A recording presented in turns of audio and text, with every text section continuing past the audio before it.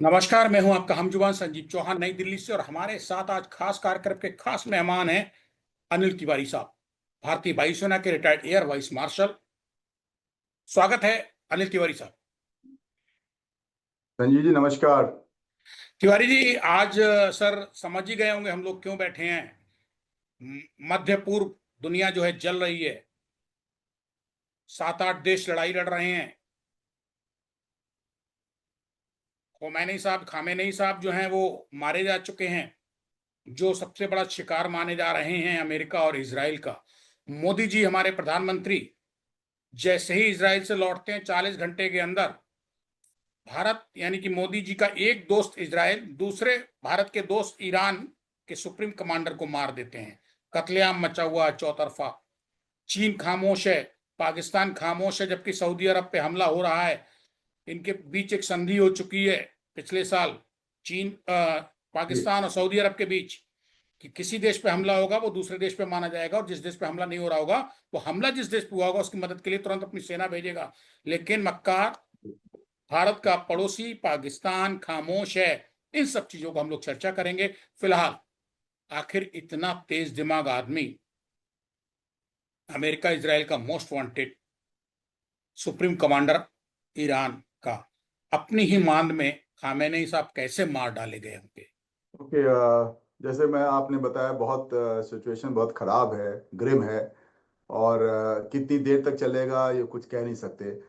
अब मैं उस टॉपिक पे आने से पहले आपको जो आपने सऊदी अरेबिया और पाकिस्तान की बात बताई, दोस्ती है। और उन्होंने एक पैक्ट साइन किया है कि अगर सऊदी पे अटैक होगा मतलब पाकिस्तान पे अटैक होगा, या पाकिस्तान पे होगा तो सऊदी पे अटैक होगा। मैं यहाँ आपको बताना चाहूंगा कि आपने बताया ईरान ने किया है और पाकिस्तान ने कुछ बोला नहीं। तो इससे पहले देखिए, पाकिस्तान और अफगानिस्तान में तब से बात चल रही है, लड़ाई चल रही है, एक दूसरे का मार काट चल रहा है और काफी लोग मारे जा चुके हैं, लेकिन सऊदी अरेबिया ने कुछ बोला नहीं है। तो ये तो एक पैक्ट साइन करने की बात है। और इसमें क्या, व्हाट दे एक्चुअली मीन, और किस कंट्री को कौन अटैक करेगा तब वो अटैक करेंगे या मानेंगे, ये बहुत डिस्कशन की बात है, उस पर ज़्यादा जाने की अभी जरूरत नहीं है। जी। जहां तक इसराइल यूएसए और ईरान की बात है, आपने बताया कैसे मारे गए। अब आप देखिए, ये महीनों से चल रहा है ये बात। और एंड रिजल्ट आदमी क्या चाह रहा था, यूएसए और इसराइल क्या चाह रहे थे, उनको उनकी चाहत दो थी। एक तो उनका रेजिम चेंज हो जाए, और रेजिम तभी चेंज हो सकती थी जब खमैनी साहब का किसी तरह से या तो उनको मारा जाए, या वहां की पब्लिक की अपराइजिंग हो और उनको हटा दिया जाए। तो इसके लिए मोसाड और सीआईए वे तो सालों से उनके इंटेलिजेंस गैदर करते रहते हैं, कौन कहाँ गया कैसे गया। इसके पहले भी कई लोगों के, उनके लीडर्स को मारा जा चुका है बाई एयर। तो ये इंटेलिजेंस गैदरिंग तो होती है, उनको करीब करीब पता ही रहता है। अब जहां तक जो मैंने जो एंड रिजल्ट की बात कर रहा था, तो दूसरा क्या है, दूसरा ये था कि उनका न्यूक्लियर प्रोग्राम को खत्म कर दिया जाए। अगर ये दो चीजें हो जाती तो यूएसए और इसराइल की जो चाहत थी वो हो जाती। इसके लिए अपराइजिंग किया, अपराइजिंग में हमने बोला 6,000, बाहर की मीडिया ने बोला 6-7 हजार लोग मरे हैं, और ईरान की मीडिया ने बोला 3,700 लोग मरे हैं। उसमें से कल मैं किसी चैनल पर था तो कोई अब्बास साहब थे ईरान के, उन्होंने कहा कि उसमें कई लोग तो मारे गए हैं, वो टेररिस्ट ने मारे हैं, हम हमारे से नहीं है, वो घुस के टेररिस्ट ने मारे हैं, जो इनका इसराइल और अमेरिका के दायरा था। अब कितना सच है हम उस पर डिस्कस नहीं करेंगे, वो तो लोग मर चुके हैं, अपराइजिंग एक तरह से खत्म हो चुकी थी। अब इन्होंने, अमेरिका ने क्या किया, उनको सैंक्शन से कोई फर्क नहीं पड़ा, उनको हड़काने की कोशिश की, उसका फर्क नहीं पड़ा। तो उन्होंने ट्रुप्स बुलाने शुरू कर दिए। और इस बीच में ईरान ने बोला कि अगर जो अरब कंट्रीज हैं जिसके पास अमेरिका के बेसिस हैं, वहां से अगर मेरे ऊपर अटैक आया तो मैं छोड़ूंगा नहीं। अमेरिका ने तुरंत क्या किया, उन्होंने दो अपने एयरक्राफ्ट कैरियर्स मंगा लिए, उसके शिप्स मंगा लिए, जहाज में, बिकॉज अटैक तो जहाज और मिसाइल से ही कर सकते हैं आप, अभी फोर्सेस आप ग्राउंड पे उतारेंगे नहीं। तो उन्होंने बुला लिया।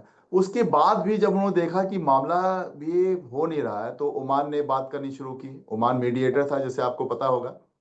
और मैंने सुना, कल अब्बास साहब भी बता रहे थे और कहीं और पे भी मीडिया में सुना कि ये थोड़ा सा ईरान थोड़ा मानने लगा था कि ठीक है, हम आपकी बात, यूरेनियम एनरिचमेंट हम 5 से 10% पे ही रुक जाएंगे, क्योंकि आर्मामेंट के लिए शायद 80-90% से ज्यादा होती है, एग्जैक्ट पता है, बट काफी ज्यादा एनरिचमेंट की जरूरत होती है, तो हम वहां तक नहीं पहुंचेंगे, और ये सब मानना शुरू कर दिया था।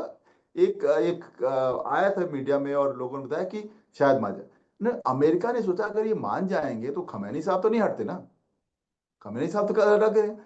और इससे पहले की बात और मानी जाए और पीस टॉक्स हो, उन्होंने क्या किया, इसराइल को बोला। खुद अटैक करते तो क्या होता, यूएसए ने अटैक किया है। अभी क्या हुआ, उन्होंने इसराइल को बोला कि आप अटैक करिए, और जैसे उन्होंने अटैक किया उनको पता था कि ईरान यूएस के जितने बेसिस हैं, 7-8 कंट्री में जो उनके बेसिस हैं उसके ऊपर अटैक करेगा।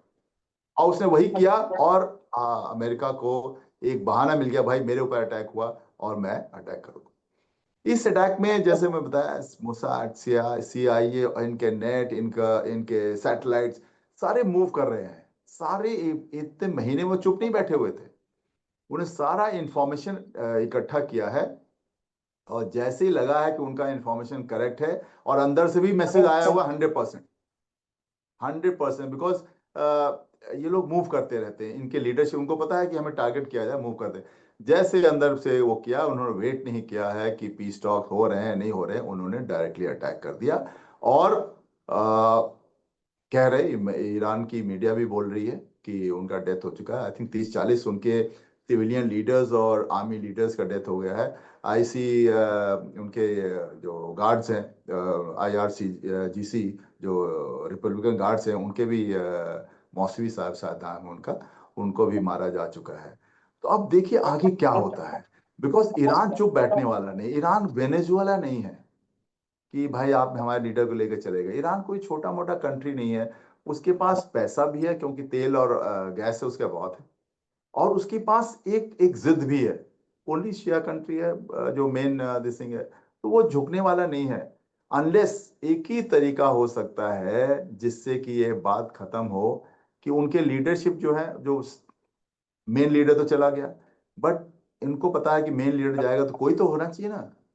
तो उनके का ही एक खमैनी साहब के कोई और हैं, कोई क्लरिक थे जो काफी क्लोज थे उनके, उनको है, प्लस उनके एक ग्रुप है, एक कंसोर्टियम टाइप का उनका ग्रुप ग्रुप रहता है जो इन सबको मॉनिटर है। तो उनके लीडर तो आ जाएंगे, ठीक है।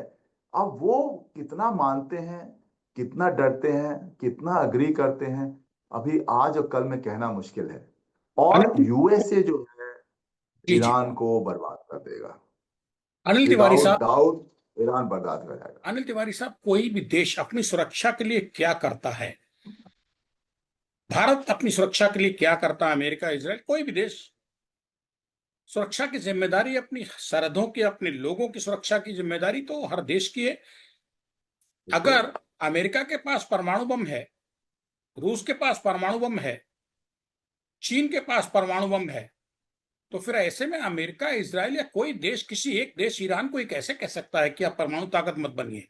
ये क्या है सर? देखिए, देखिए, एक होता है इंटेंट, होता है आदमी का इंटेंट, होता है आदमी का नेचर होता है। अब आप ईरान के उनके लोगों को देखेंगे, एक कट्टरवादी नेशन है। और वो क्या है, उन्होंने हमास को हेल्प कर रहे हैं, हिजबुल्लाह को हेल्प कर रहे हैं, हूतीज को हेल्प कर रहे हैं। इंडिया तो नहीं जाता ना किसी टेररिस्ट ऑर्गेनाइजेशन को हेल्प करने के लिए, है कि नहीं। सो आप उसको वो मत करिए कि भाई यूएसए के पास है तो ईरान के पास है। अब जैसे नॉर्थ कोरिया ने चुपके चुपके बना लिया। अब जब नॉर्थ कोरिया किसी को हेल्प तो नहीं करने जा रहा ना, किसी टेररिस्ट ऑर्गेनाइजेशन को हेल्प नहीं करने जा रहा है, किसी और वो कह रहा है मैं न्यूक्लियर, मेरे पे मत अटैक करना, ठीक है कर लीजिए आप, सैंक्शन आपने डाल दिया है, और उनके लोग गरीबी में रह रहे हैं, कुछ रहे हैं। लेकिन अगर ईरान को आप अलाउ कर देते हैं और ले देता है, तो एक बहुत बड़ा थ्रेट बन जाएगा। सबसे ज्यादा थ्रेट किसके ऊपर बनेगा, सबसे ज्यादा थ्रेट बनेगा इसराइल के ऊपर। इसराइल और यूएसए की भाई बहुत पक्की दोस्ती है, एक दूसरे के लिए वो कुछ भी करने को तैयार रहेंगे। तो वो नहीं चाहते थे कि न्यूक्लियर प्रोग्राम ईरान का बने। और वंस अगर न्यूक्लियर प्रोग्राम बन जाता है तो इसके पास थर्ड लार्जेस्ट ऑयल रिजर्व है, सेकंड लार्जेस्ट गैस रिजर्व है। मतलब इसका रिजर्व का मतलब क्या हुआ, पैसा। तो पैसा भी है और पावर भी आ जाएगा। तो मे भी पॉसिबिलिटी थी कि एक रोग नेशन बन सकता था, वो किसी डरना नहीं है और कुछ करने का, जो मर्जी आए वो करे। और जो आसपास के जितने अरब कंट्रीज हैं, जितने भी मिडिल ईस्ट के कंट्रीज हैं, वो फिर उसका लोहा मानते हैं, वो उसके साथ रहते हैं। तो जो यूएसए का जो पकड़ है मिडिल ईस्ट में, जो ऑयल के ऊपर पकड़ है, वो चली जाती। अनिल तिवारी साहब, मैं भारत के वायुसेना के पूर्व एयर वाइस मार्शल से अगर बात करूं, सवाल कि अब तक जितने अटैक हुए थे, ईरान में खमैनी को टारगेट करते हुए, वो सब रात में हुए थे। ये पहला अटैक ऐसा है जो शनिवार यानी कि 28 फरवरी 2026 को सुबह, वहां के समय के हिसाब से सुबह 8:15 यानी दिन के उजाले में हुआ है। आप ये रणनीति अंदर की बता सकते हैं कि हमेशा रात में, क्या और बात ये कही कामयाब आपने। रहा। ठीक ये हमला है, कामयाब एक रहा। ये तो सोचने वाली बात है। ऐसा क्या है कि पहले क्या होता था कि जैसे मैं मेरा लीडरशिप है, अब मुझे थ्रेट है इसके ऊपर कि पता है मिसाइल से थ्रेट है, और कहीं से भी ड्रोन से थ्रेट आ सकता है, कोई अंदर का आदमी मार सकता है। तो आदमी जो पहले मूव करता था रात में मूव करता था। तो जब रात में मूव करेगा तो क्या होगा, आप अगर हमारे एनिमी है तो आप रात में हमको मॉनिटर करना शुरू कर देंगे, राइट। अब उन्होंने कहा अगर रात में मॉनिटर कर रहे हैं तो दिन में चांसेस हैं कि दिन में आप मत लेस केयरफुल है। जब आप घर का ही बात ले लीजिए, आप रात में ज्यादा ज्यादा केयरफुल रहते हैं, लॉक करेंगे, दरवाजे लॉक करेंगे, सब कुछ लॉक करेंगे, केयरफुल रहते हैं। दिन में थोड़ा केयरफुल केयरलेस हो जाए, केयरलेस नहीं मतलब लेस केयरफुल रहते हैं। हो सकता है ये कितने महीनों से इनको मॉनिटर कर रहे हैं। और उन्होंने खमैनी के जो भी लीडरशिप के जो भी उनके सिक्योरिटी के लोग होंगे, उनको कहीं मूव करना होगा, जैसे वो हर समय मूव करें, एक जगह नहीं रह सकता। ऐसा लीडरशिप जो है जिसको थ्रेट है वो एक जगह नहीं रह सकता है। उनको भी पता है सीआईए बहुत मजबूत है, मोसाद बहुत मजबूत है, और हमें बिल्कुल ट्रैक कर रहे हैं, एवरी मिशन ट्रैक कर रहे हैं। तो चांसेस आते हैं कि रात में अगर मूव करेगी थी, रात में सब चुपचाप है, इक्का दुक्का गाड़ियां मूव करती हैं, तो चांसेस ज्यादा है कि वो पकड़े जाए, अच्छा यहां से मूवमेंट हुई है। लेकिन डे में आप भीड़ में अगर मूव करेंगे तो चांसेस है कि आप शायद ना लोग कैच कर पाए। तो हो सकता है जिससे कंजेक्चर मतलब ये एक अंदाजा लगाया सकता है, हो सकता है उन्होंने कहा, सभी दिन में मूव करते हैं। और अमेरिका जो है उसने सोच रखा था कि भाई चाहे दिन हो चाहे रात, मैं तो तुमको हर मोमेंट पे मॉनिटर करूंगा। मॉनिटर किया और ठोक दिया। अभी अभी जो दर्शक स्टेट मेरा हिंदी के साथ मेरे साथ जुड़े हैं, मैं उनको बताना चाहूंगा कि हमारे साथ खास मेहमान खास कार्यक्रम में हैं खामेनेई के खात्मे पर भारतीय वायुसेना के retired air vice marshal Anil Tiwari. Tiwari साहब, एक पूर्व एयर वाइस मार्शल की हैसियत से ही आपसे पूछना चाहूंगा, क्योंकि ये सवाल आप पे ही सटीक और आप ही जवाब दे सकते हैं।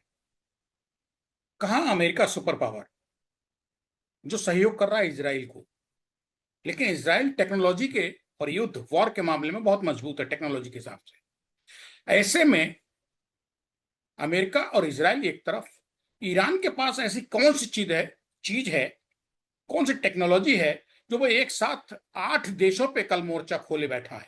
अकेला ईरान, सपोर्ट में कोई नहीं है।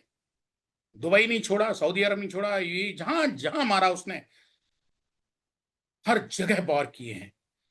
ये ईरान के अंदर की क्या, आप एक फौजी होने के नाते, एक पूर्व एयर वाइस मार्शल होने के नाते आप जानते होंगे इस चीज को। ओके, इसको जैसे आपको बता दूं, जो ईरान की जो फोर्सेस हैं, ग्राउंड फोर्सेस अबाउट 6.1 लाख के आसपास हैं। उसमें जो मेजर है जो इनको IRGC जो ईरानियन रिपब्लिकन गार्ड कोर है, वो उनका बहुत कट्टर फोर्स है। उनके पास करीब 500 पुराने टाइप के एयरक्राफ्ट्स हैं, ठीक है, और कुछ शिप्स हैं, कुछ उनके रिजर्व फोर्सेस हैं। उनके पास एक ऐसी चीज है जो बहुत ज्यादा क्वांटिटी में है। उनको पता था कि अगर उनके दुश्मन कौन है, उसने कभी सऊदी अरेबिया को दुश्मन नहीं समझा। उसके दुश्मन पहले कौन थे, इराक थे। इराक से 8 से 10 साल वो लड़ाई किया है, तो उसमें उसके ग्राउंड फोर्सेस काम आ रहे थे, उसके एयरफोर्स काम आ रही थी, उसके थोड़े बहुत नेवल फोर्सेस काम आ रही थी। लेकिन उसके अलावा दुश्मन कौन है उसका, उस एरिया में उसका एक ही दुश्मन है, कौन है, इसराइल है।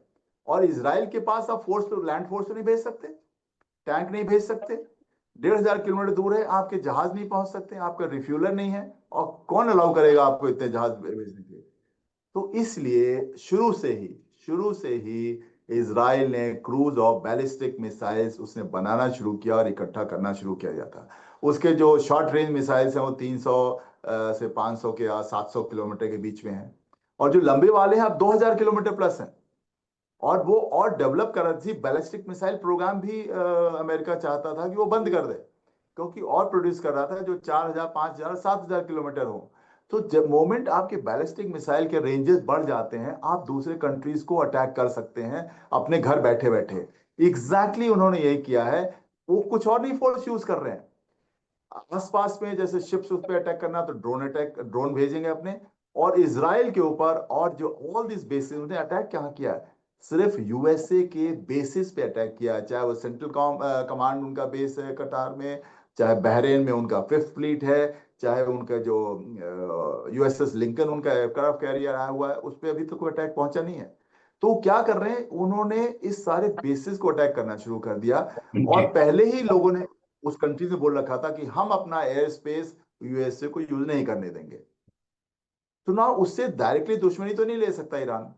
तो उसने किसी कंट्री को नहीं अटैक किया है, उस कंट्री में यूएसए के बेस, क्योंकि भाई मेरा हक बनता है, यूएसए ने मेरे अटैक किया तो मैं यूएसए के बेसिस पे अटैक कर रहा हूं।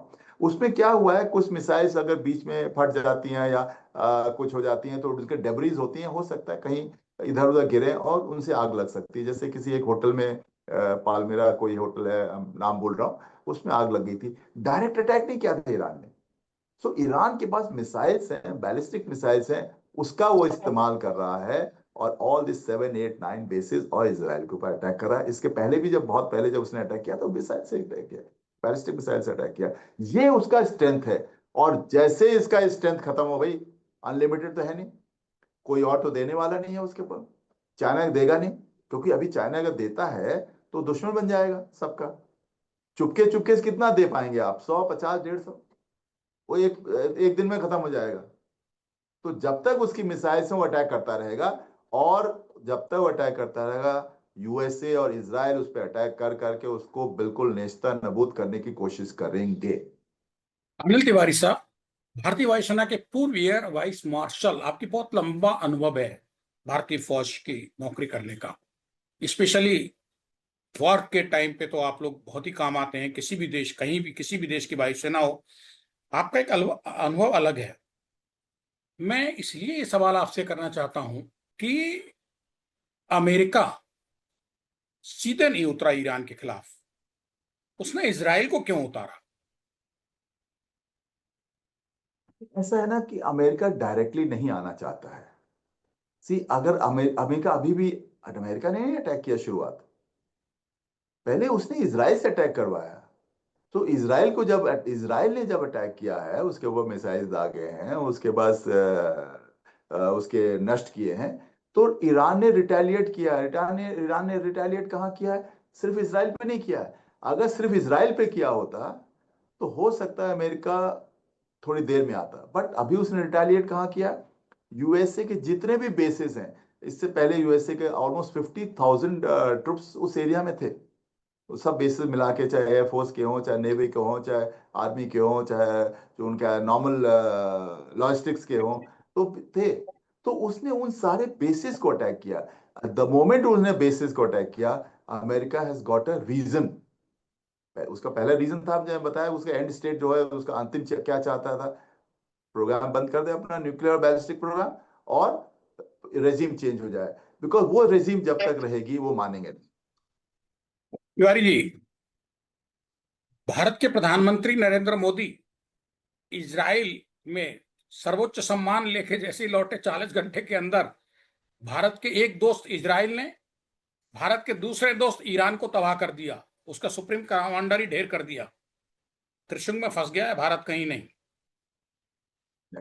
आप ये आपकी रीजनिंग हो सकती है। सी, नोबडी न्यू कि ये वॉर कब होने वाली है।